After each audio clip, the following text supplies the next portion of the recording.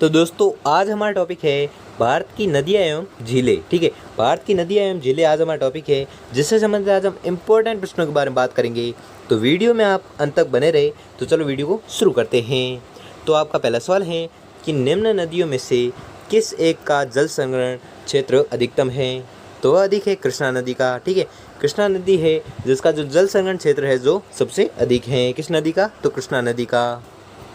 और अगला सवाल है कि निम्न में से कौन सा युग्म है जो सुमेलित नहीं है? तो यह वह युग्म है रामगंगा, अलकनंदा, देवप्रयाग। यह युग्म है जो एकदम गलत युग्म है, इसलिए आपका राइट आंसर हो जाएगा ऑप्शन नंबर 4। अगला सवाल है कि निम्न में से किस नदी का उद्गम कैलाश पर्वत श्रेणी में मानसरोवर झील के निकट चोमाइंगडुंग हिमनद से होता है? तो आपको याद रखना है वह नदी है ब्रह्मपुत्र नदी का। ठीक है, ब्रह्मपुत्र वह नदी है जिसका जो उद्गम क्षेत्र है वह कैलाश पर्वत श्रेणी में मानसरोवर झील के निकट चोमाइंगडुंग हिमनद से होता है। किस नदी का उद्गम? तो ब्रह्मपुत्र नदी का उद्गम। अगला सवाल है कि माता टीला परियोजना निम्न में से किस नदी पर स्थित है? तो आपको याद रखना है यह स्थापित है अपने बेतवा नदी की। ठीक है, बेतवा नदी पर स्थापित है कौन सी परियोजना? तो वह परियोजना है माता टीला परियोजना। ठीक है, माता टीला वह परियोजना है जो बेतवा नदी पर स्थापित की गई है।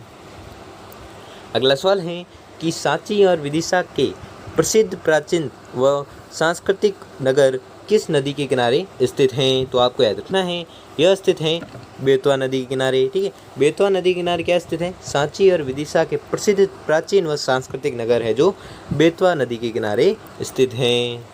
अगला सवाल है कि पश्चिम बंगाल का शोक किस नदी को कहा जाता है? वेरी मोस्ट इंपॉर्टेंट क्वेश्चन है, वेरी मोस्ट इंपॉर्टेंट क्वेश्चन है। बहुत बार एग्जाम पूछा जाता है कि पश्चिम बंगाल का शोक किस नदी को कहा जाता है? तो यह कहते हैं दामोदर नदी को। ठीक है, दामोदर नदी को क्या कहा जाता है?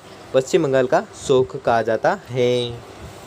अगला सवाल है कि सरदार सरोवर बांध किस नदी पर स्थित है? तो सरदार सरोवर बांध स्थित है नर्मदा नदी पर। ठीक है, नर्मदा नदी पर कौन सा बांध स्थित है? तो सरदार सरोवर बांध है जो स्थित है। ये भी मोस्ट इंपोर्टेंट क्वेश्चन है। ठीक है, तो आपको याद रखना है।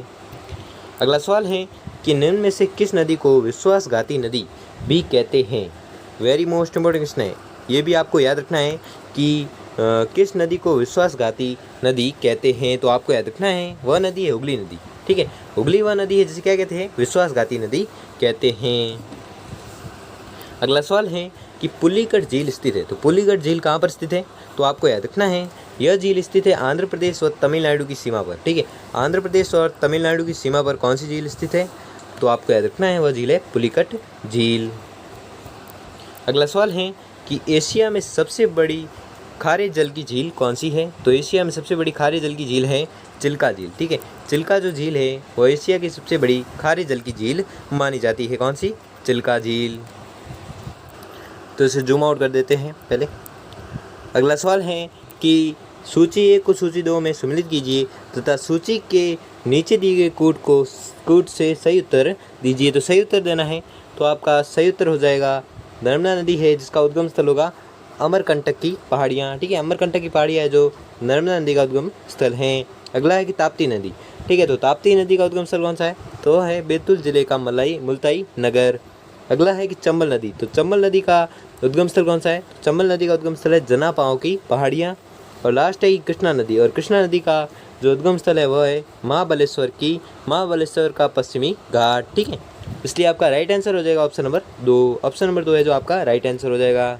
वापस से देख लो कि नर्मदा नदी का उद्गम स्थल कौन सा है? तो नर्मदा नदी का उद्गम स्थल है अमरकंटक की पहाड़ियाँ। ताप्ती नदी का उद्गम स्थल कौन सा है? तो ताप्ती नदी का उद्गम स्थल है बैतूल जिले का मुल्ताई नगर।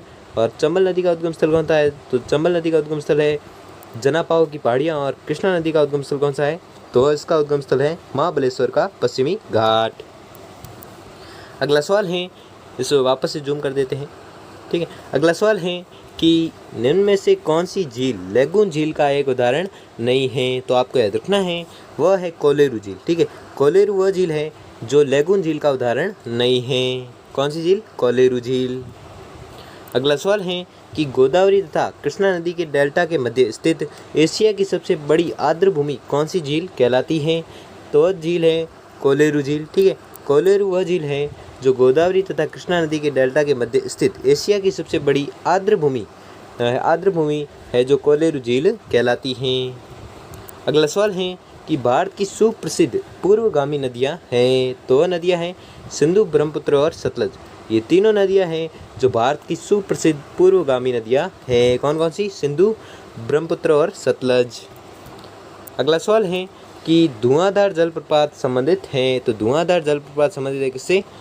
नर्मदा नदी से। ठीक है, नर्मदा नदी से कौन सा जलप्रपात संबंधित है? तो वह है धुआंधार जलप्रपात।